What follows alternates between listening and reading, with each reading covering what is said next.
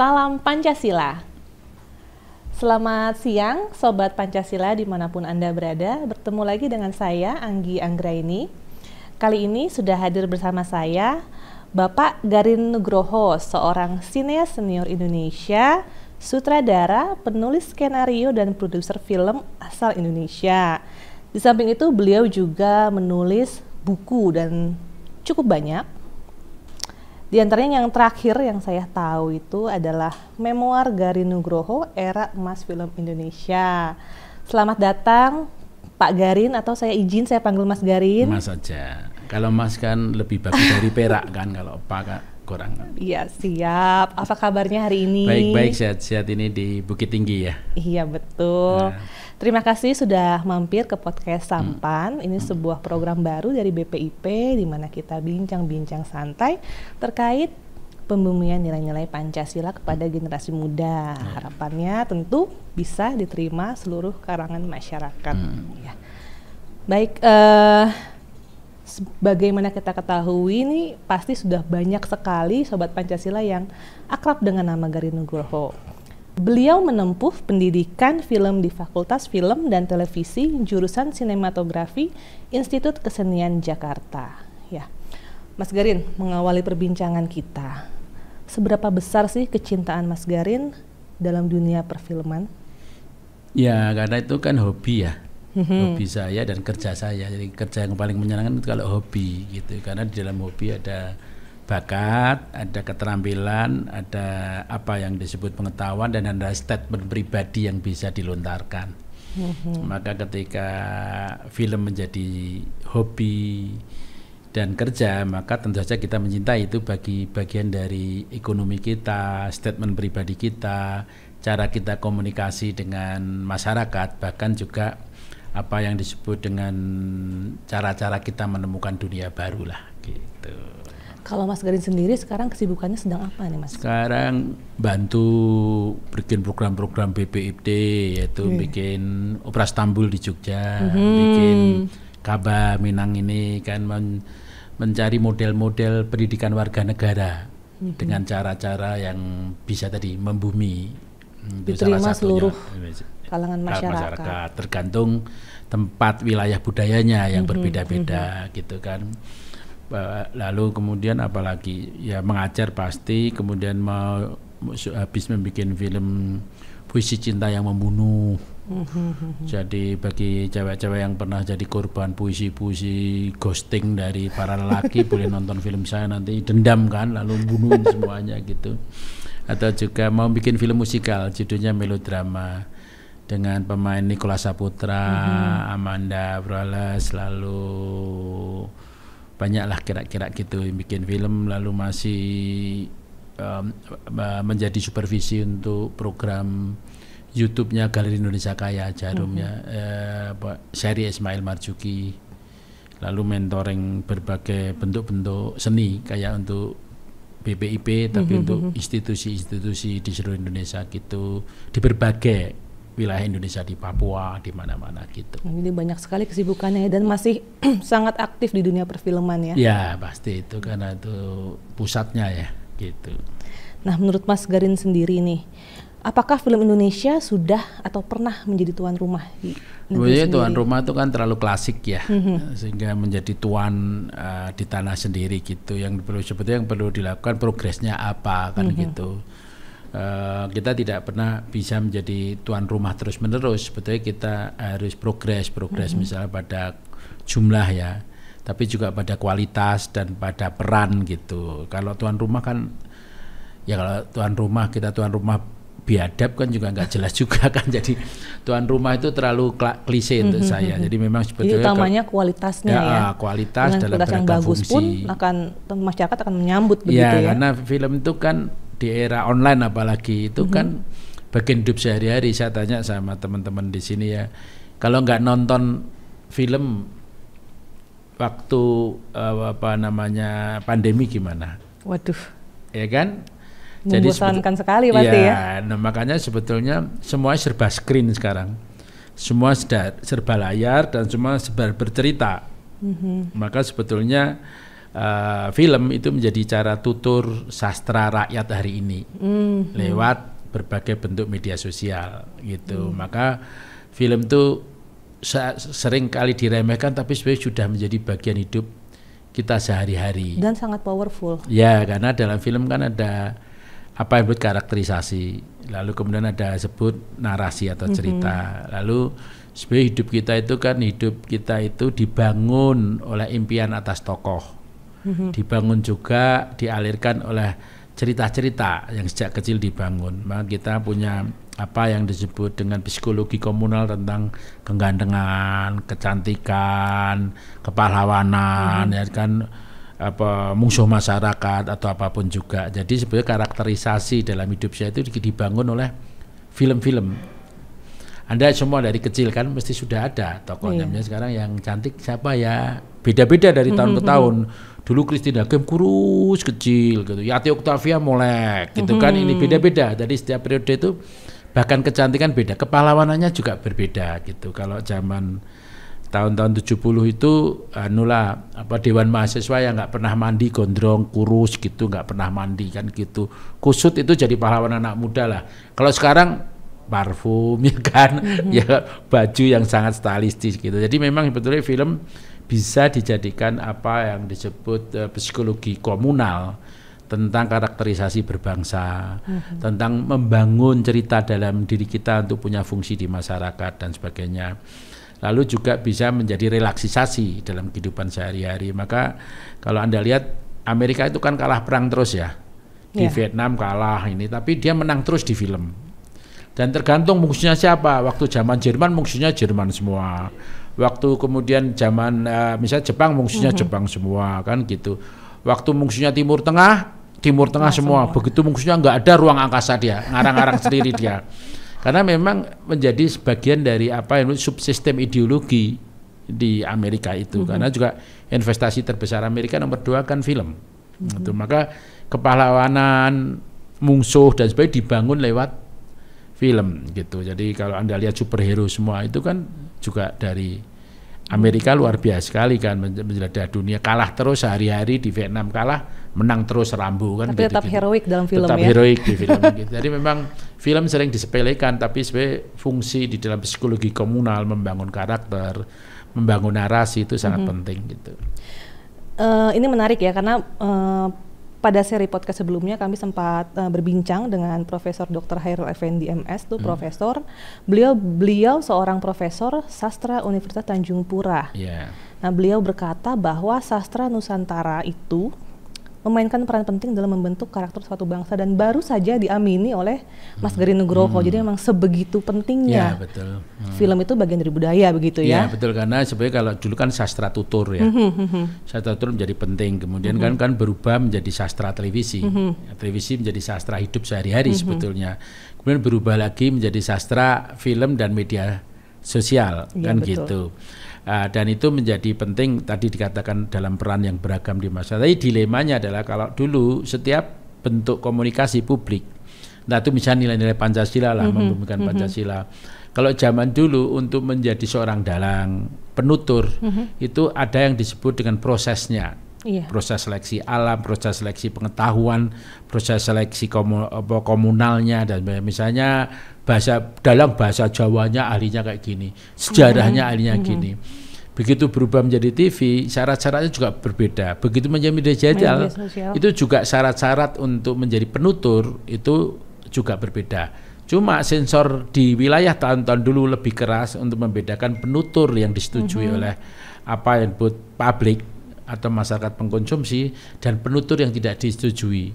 Tapi dengan teknologi baru digital ini, siapa saja bisa menjadi penutur. Bahkan kamu tidak punya pengetahuan, keterampilan juga bisa menjadi penutur. Dilemanya sebagai kebebasan ataupun demokratisasi kan syaratnya pengetahuan dan keterampilan dan etika. Nah, 3 itu menjadi dasar dari ruang tumbuh sebetulnya Pancasila. Jadi pengetahuan, keterampilan dan etika itu menjadi dasar. Tanpa 3 ini sebetulnya membumikan Pancasila juga mengalami banyak kesulitan. Misalnya kayak sekarang di podcast kita tahu semua kata anjing sudah mulai sehari-hari. Kalau di luar negeri film Daun di Atas Bantal memakai kata anjing lu padahal cuma satu kata diputar jam 12 malam. Karena ada etika umum tadi saya bilang, etika berbangsa. Nah, etika berbangsa ini selama tidak jaga Pancasila juga sulit membumi. Misalnya respect lah. Nilai respect itu kan mengganti nilai-nilai kebebasan ke dalam bentuk pergaulan umum. Kalau nggak ada respect gimana? Contohnya itu kan etika sehari-hari. Maka kalau film Korea lihat, itu filosofinya masih sangat kental, ngadepin orang tua, ngadepin bapak, walaupun bapaknya penjahat, nanti ditangkap dia tetap ngasih minumnya, hormatnya kepada bosnya aja, tetap seperti itu. Nah, nilai-nilai itu memudahkan kalau etika itu, etika pribadi, etika bermasyarakat sehari-hari itu tumbuh, membumikan Pancasila itu akan lebih mudah. Tapi kalau tidak, ya sangat sulit karena dasar utama Pancasila itu berbasis pada kehidupan sehari-hari yang kecil-kecil ini sebetulnya sebelum menuju pada hal yang besar gitu. Hal-hal yang basic dulu begitu ya. Dan yang basic dulu. Dan hal-hal tadi ya yang Mas Garin jelaskan itu ya saya memang juga mengkonsumsinya melalui film Korea tadi gitu kan. Betul. Nah, melihat hal tersebut, ada potensi di situ. Pandangan Mas Garin terhadap sineas Indonesia sudah memaksimalkan potensi itu atau belum? Ya kita tidak hanya sineas ya, tapi dengan media ya. Kita kan selalu ngomongin selera. Wah, Mas Garin nggak ngerti bisnis, selera jelek. Nah, sekarang saya tanya, kalau film Korea itu ya, lalu anak ngadepin ibu seenaknya, nggak ada sifat respect, nggak ada nilai tertentu, ibu-ibu Indonesia nonton nggak? Nggak akan. Maka di dalam sebuah hiburan ada dua unsur, yaitu unsur-unsur yang disebut kemampuan drama atau storytelling di dalam drama, dan ada kemampuan membangun kehidupan yang diinginkan oleh penonton-penontonnya. Dua itu harus tumbuh. Itulah sebab Pancasila kalau mau dikomunikasikan seperti itu. Nah, drama itu membuat kamu nangis. Jadi kalau hukum drama itu gampang, serba paradok.